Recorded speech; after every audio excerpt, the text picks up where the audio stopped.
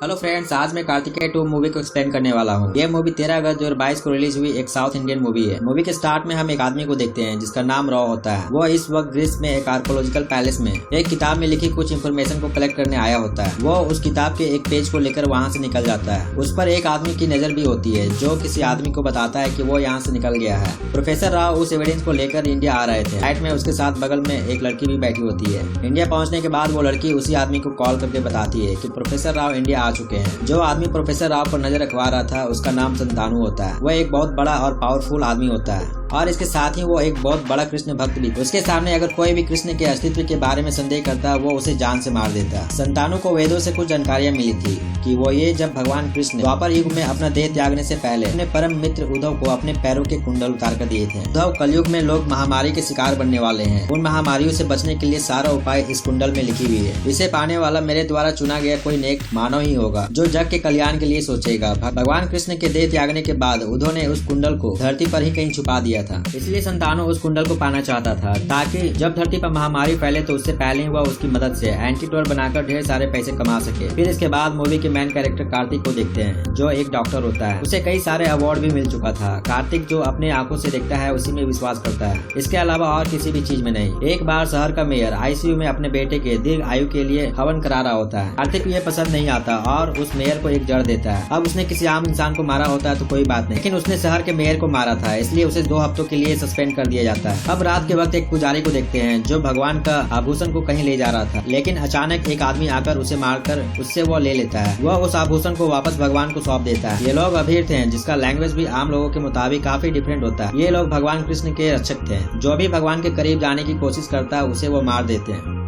Professor Rao जो एक archaeologist होते हैं वो एक जगह पर खुदाई करवा रहे थे। इसी बीच उन्हें एक संदूक मिलती है जिसके अंदर एक मोर की मूर्ति होती है। हैरानी की बात यह होती है कि उस मूर्ति के निकलते ही एक गाय भागा भागा कार्तिक के घर जाकर आंगन में बने पूजा स्थल को तोड़ देती है। अगली सुबह कार्तिक और उसके परिवार के बाकी मेंबर ये देख हैरान हो जाते हैं, आखिर ये किसने किया होगा। इसके बाद कार्तिक की माँ स्वामी जी को बुलाती है। बताते हैं कि आपने कोई मन्नत मांगी थी और उसे आपने अभी तक पूरा नहीं किया है। आपको फौरन द्वारका जाकर उसे पूरा करना होगा। माँ कार्तिक को द्वारका चलने के लिए कहती है। ऐसे भी उसे 2 हफ्तों के लिए सस्पेंड किया गया था। ये लोग द्वारका पहुंच जाते हैं। यहाँ कार्तिक का मामा रहता है। उसका मामा उसे द्वारका में मौजूद नदी में स्नान करवाने लगता है। स्नान के दौरान उसके हाथों में एक मोर का पंख आ जाता है। फिर रात के वक्त कार्तिक अकेला बैठा होता है। वहाँ से कुछ हरि भक्त को गुजरते देखता है। वह एक छोटा बालक को भी देखता है जो अचानक गायब हो जाता है। इसी बीच घायल अवस्था में एक आदमी उसके पास आता है। वह उसे कुछ कहना चाहता है लेकिन कार्तिक उसे घायल देखे ऑटो लाने के लिए चला जाता है। जब वो ऑटो लेकर आता है तो वह आदमी कहीं दिखाई नहीं देता। जब अगली सुबह होती है तो कार्तिक की माँ कहीं नजर नहीं आ रही थी। इसी बीच कुछ पुलिस वाले उसे अरेस्ट कर लेते हैं ताकि जब कार्तिक इन ऑफिसर से पूछता है कि आखिर मुझे क्यों अरेस्ट किया गया है, जिस पर वे बताते हैं कि तुमने कल रात एक आदमी का मर्डर किया है। जिसके बाद वो कहता है कि मैंने उसकी खून नहीं किया। फैक्ट मैं उसे बचाने के लिए ऑटो लाने गया था मगर उसके बाद वो कहीं दिखाई नहीं दिया। इन ऑफिसर ने संतानु के कहने पर उसे अरेस्ट किया था। वे कार्तिक को कहते हैं कि उस आदमी ने तुम्हें जो भी कुछ बताया वो हमें बता दो, इसके बाद हम तुम्हें जाने देंगे। लेकिन वो आदमी ने उसे कुछ बताया ही नहीं था। इसी बीच एक लड़की आती है और कार्तिक को एक चीट थमाकर निकल जाती है। उसमें लिखा था कि अगर तुम्हें बचना है तो खिड़की से कूद जाओ। इसके बाद वह उस खिड़की से कूदकर उस लड़की के साथ भाग जाता है। इस लड़की का नाम नुक्ता होती है और वह प्रोफेसर राव की ग्रैंड डॉटर थी। वो भी कार्तिक से पूछती है कि क्या मेरे ग्रैंडफादर ने कल रात को तुम्हें कुछ बताया। कार्तिक कहता है कि नहीं, उसने मुझे कुछ नहीं बताया। इनफैक्ट मैं उसे जानता भी नहीं था। इसी दौरान अभीर उन दोनों पर अटैक कर देता है जिससे बचकर वे भागने लगते हैं।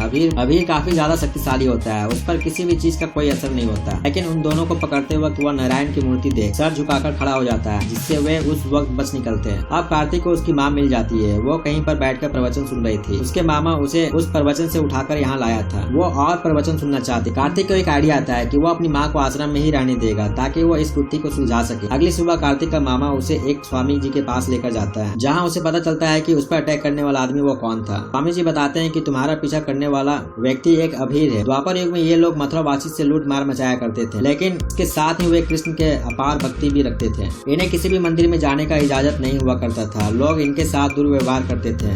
कृष्ण के धरती के जाने के बाद मथुरावासी ने उनकी एक प्रतिमा बनाकर उनकी पूजा करने लगे। कुछ अभीर उस प्रतिमा को चुराकर उनकी श्रद्धा से पूजा करने लगे।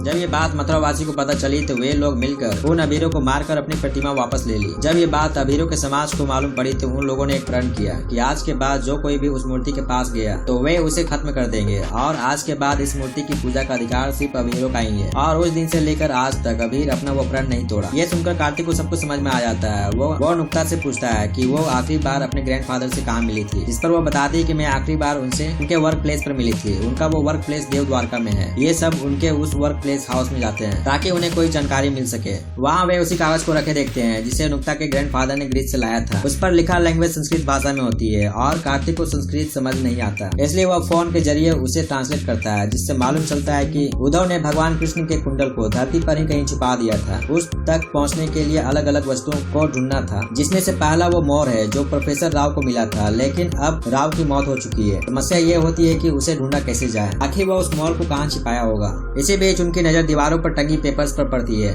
उनके बीच एक तालाब की फोटो भी होती है, जिसे कार्तिक समझ जाता है कि नुक्ता के दादाजी ने उस मोर को इसी तालाब में छिपाया होगा। वह इस तालाब में छलांग लगा देता है और उसे ढूंढकर ही वो बाहर आता है, लेकिन संतानों के आदमी उन्हें घेर लेते हैं और उसे वो उनके हवाले करने को कहते हैं, लेकिन वो उसे देने के बजाय उन लोगों को वहीं धोकर निकल जाता है। जब ये बात संतानों को पता चलता है तो वो पूरी पुलिस फोर्स को उन्हें पकड़ने के लिए उनके पीछे लगा देता है, यहाँ तक कि उनके फोटो को अखबार में भी छपवा देता है। कार्तिक नुक्ता के साथ एक ढाबे पर बैठा होता है। नुक्ता उस मोर की मूर्ति को देखकर बताती है कि ये वेनेडियम से बना है। वेनेडियम एक ऐसी धातु है जो टेम्परेचर बदलने पर अपना कलर बदल लेता है। कार्तिक उसके ऊपर गर्म पानी डालता है, जिससे उसका कलर चेंज हो जाता है। उस मूर्ति पर संस्कृत में कुछ लिखा होता है, जिससे उन्हें पता चलता है कि अगली वस्तु कहाँ मिलेगी। वो थी गोवर्धन गिरी, जो एक पहाड़ है, लेकिन वहाँ ऐसे नहीं जा सकते थे क्योंकि चारों तरफ पुलिस का सख्त पहरा था। वहीं पर उन्हें सुलेमान नाम का एक आदमी मिलता है, जिसे वो पैसों का लालच देकर उनके साथ अपनी अगली मंजिल के लिए निकल जाते हैं। गोवर्धन गिरी पहुंचकर वे सारे पहाड़ को छान मारते हैं, लेकिन कहीं भी उन्हें कोई ऐसी चीज दिखाई नहीं देती। फिर उन्हें एक आदमी से पता चलता है कि पहाड़ के उत्तर दिशा में कोई नहीं जाता, क्योंकि लोग मानते हैं कि वहाँ जाना खतरे से खाली नहीं, जिससे वे समझ जाते हैं कि हमें वो दूसरी वस्तु वहीं पर मिलने वाली है। अगली सुबह वे लोग उस दिशा में निकल जाते हैं। उन्हें यहाँ एक गुफा दिखाई देती है जो इस वक्त बड़े पत्थर से बंद होता है। कार्तिक को उस गुफा के बाहर एक होल दिखाई देता है। वो उस मोर को उसमें डालता है, जिससे वो गुफा खुल जाती है।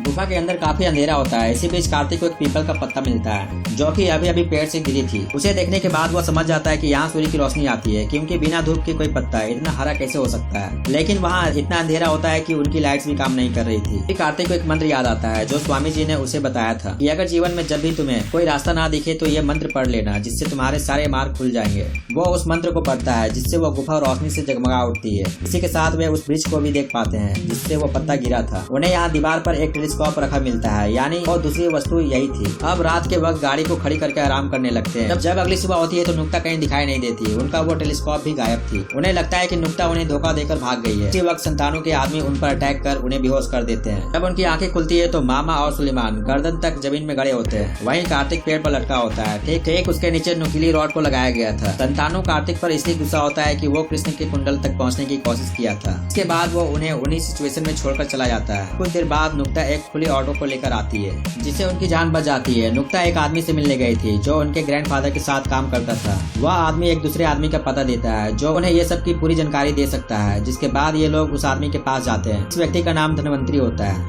जो कि अंधा होता है, लेकिन फिर भी उसे वहाँ रखे सारे किताबों का नॉलेज होता है। यहाँ तक कि इसने 4 किताबें भी लिख चुके थे। ये लोग उसे देख काफी शॉक्ड रह जाते हैं। आखिर कोई अंधा व्यक्ति इतना नॉलेजेबल कैसे हो सकता है। खैर, ये भगवान की माया थी। धनवंतरी की बातों को सुनने के बाद कार्तिक के दिल में भी भगवान की भक्ति जाग उठती है। धनवंतरी उन्हें उस टेलीस्कोप के बारे में बताता है कि उस वक्त के लोग इसका उपयोग पहाड़ों पर जाकर नक्षत्रों को देखने के लिए करते थे। यानी तुम्हें उस कुंडल तक पहुँचना है तो वो नक्षत्र ही तुम्हें वो मार्ग बताएगी। लेकिन वो नक्षत्र तुम्हें कोई आम पर्वत से देखने को नहीं मिलेंगे, क्योंकि ये कुंडल कृष्ण से जुड़ा है। तो कृष्ण के तपोस्थल पर ही वो देख सकते हो, यानी चंद्रगिरी पर्वत। जिसके बाद ये लोग उस पर्वत की ओर निकल जाते हैं। वे उस पर्वत के करीब पहुंचने ही वाले थे, लेकिन रास्ते में पुलिस उनकी गाड़ी को चारों तरफ से घेर लेते हैं। अब उनके पास भागने का कोई रास्ता नहीं था। जहाँ पर वे होते हैं वही नीचे में एक नदी होती है जो ठंड से जमी थी। कार्तिक गाड़ी को नदी में कुदा देता है और उसी पर ड्राइव करने लगता है, लेकिन कुछ दूर बाद गाड़ी की फ्यूल खत्म हो जाती है, जिससे वो वहीं रुक जाती है। अब गाड़ी की वजन से नदी में जमी बर्फ टूटने लगती है। सभी फौरन गाड़ी से उतरकर साइड में चले जाते हैं, मगर कार्तिक का बैग गाड़ी में ही रह जाती है। जिसके बाद वो अपनी जान पर खेलकर उस बैग को निकाल लेता है। गाड़ी नदी में ही डूब जाती है, मगर उसका मुसीबत अभी खत्म नहीं हुआ था।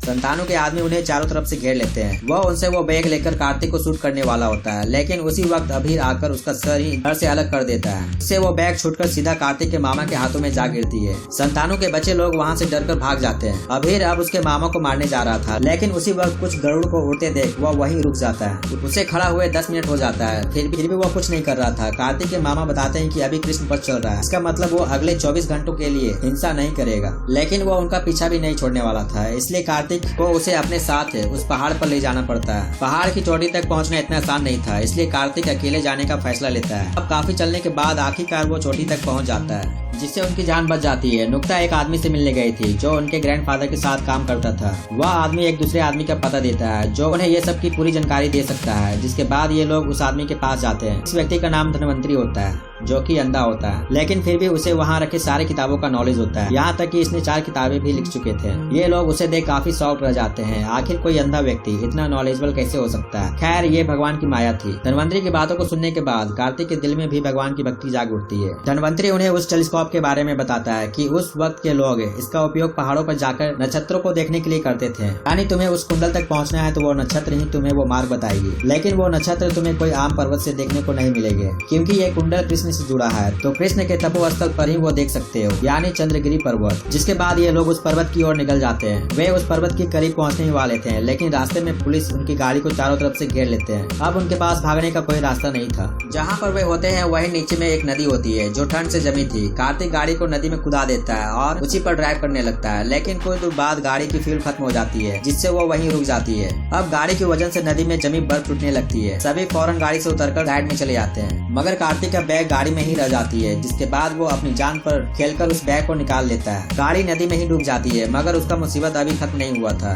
संतानों के आदमी उन्हें चारों तरफ से घेर लेते हैं। वो उनसे वो बैग लेकर कार्तिक को शूट करने वाला होता है, लेकिन उसी वक्त अभीर आकर उसका सर ही धड़ से अलग कर देता है। इससे वो बैग छूटकर सीधा कार्तिक के मामा के हाथों में जा गिरती है। संतानों के बच्चे लोग वहाँ से डरकर भाग जाते हैं। अभीर अब उसके मामा को मारने जा रहा था, लेकिन उसी वक्त कुछ गरुड़ को उड़ते देख वो वहीं रुक जाता है। उसे खड़ा हुए 10 मिनट हो जाता है, फिर भी वो कुछ नहीं कर रहा था। कार्तिक के मामा बताते हैं कि अभी कृष्ण पक्ष चल रहा है, इसका मतलब वो अगले 24 घंटों के लिए हिंसा नहीं करेगा। लेकिन वो उनका पीछा भी नहीं छोड़ने वाला था, इसलिए कार्तिक को उसे अपने साथ उस पहाड़ पर ले जाना पड़ता है। पहाड़ की चोटी तक पहुंचना इतना आसान नहीं था, इसलिए कार्तिक अकेले जाने का फैसला लेता है। अब काफी चलने के बाद आखिरकार वो चोटी तक पहुंच जाता है। वह उस टेलीस्कोप को निकालकर उन नक्षत्रों को देखता है, जिससे वो मार्ग उसे मिल जाती है। जब वापस वो नीचे आता है तो उसे कहीं अभीर दिखाई नहीं देता। फिर इसके बाद वे उसी जगह पर पहुंच जाते हैं जहाँ वे कुंडल मिलने वाली थी, लेकिन ये वो जगह होती है जहाँ अभीर भगवान कृष्ण की मूर्ति को द्वापर युग में स्थापित की थी और आज तक इसी जगह पर होती है। अभीर लोग उन्हें चारों तरफ से घेर लेते हैं। कृष्ण पक्ष का समय खत्म हो चुकी थी, अब उन्हें भगवान ही बचा सकते थे। अभीर इन लोगों को उठा उठाकर फेंकने लगता है। इसके बाद एक अभीर उस टेलीस्कोप और मोर को भगवान को सौंपने जाता है, जिससे कार्तिक समझ जाता है कि ये वस्तु भगवान की बांसुरी है, क्योंकि दुनिया में आप कहीं भी देख ले भगवान कृष्ण की हाथों में बांसुरी होती है, लेकिन इस मूर्ति में नहीं थी। यानी यहाँ कुछ तो बात जरूर है। कार्तिक फौरन उठकर अभीर के हाथ से वो लेकर भगवान कृष्ण के हाथों में डाल देता है, जिससे मूर्ति घूमने लगती है और एक तहखाने का गेट खुलती है। इसके अंदर वो कुंडल रखा होता है, लेकिन वहाँ तक पहुँचना इतना आसान नहीं था, क्योंकि उस कुंडल की रक्षा स्वयं नाग देवता कर रहे होते हैं। तो अभीर उसे उठाने जाता है, मगर वे मारे जाते हैं। इसके बाद कार्तिक अपने पैरों को जूते को उतार कर आहिस्ता आहिस्ता जाता है। उसे वो सांप इसलिए नहीं काटता क्योंकि भगवान ने स्वयं कहा था इसे पाने वाला कोई योग व्यक्ति ही होगा, जो कि कार्तिक है। वो नाग देवता को प्रणाम करके वो कुंडल उठा लेता है, जिसके बाद अभीर लोग समझ जाते हैं कि कार्तिक कोई आम इंसान नहीं है। फिर इसके बाद हम देखते हैं कि वैज्ञानिक लोग इस कुंडल पर रिसर्च करते हैं। वाकई में ये कुंडल 5000 वर्ष पुरानी होती है। पूरी दुनिया में आने वाली महामारी से निपटने के लिए एंटीडोट भी मिल जाती है। इसी के साथ ये मूवी यही समाप्त हो जाती है।